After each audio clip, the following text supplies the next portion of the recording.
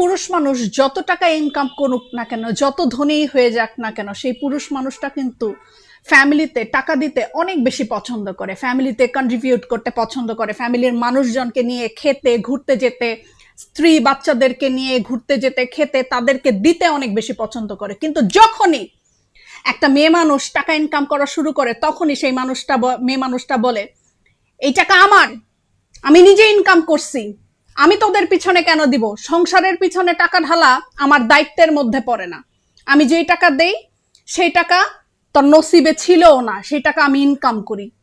তখন যদি তার স্বামী কাজ না করে, তখন তার স্বামীকে নানাভাবে কথা শোনায়। তুই টাকা ইনকাম করতে পারস না, তোর কোনো পয়সা নাই, তোর কোনো রুজি রোজগার নাই, সব রুজি রোজগার আমার, বাচ্চা আমি চালাই, সংসার আমি চালাই, সমস্ত খরচ আমি দেই। তখন ওই মেয়ে মানুষটার অবস্থা এইরকম হয়ে যায়।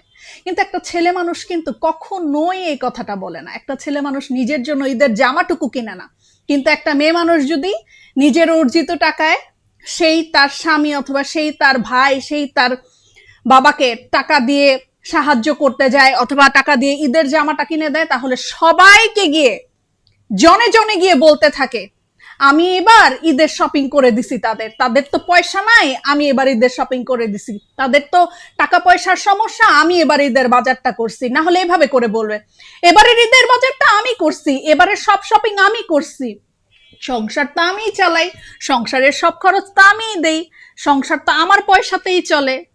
মেয়ে মানুষ, সব মেয়ে মানুষের এই একই সমস্যা। এটা আপনি বলেন, আমি বলি, কিন্তু একটা ছেলে মানুষ কখনোই এই কাজগুলো করে না।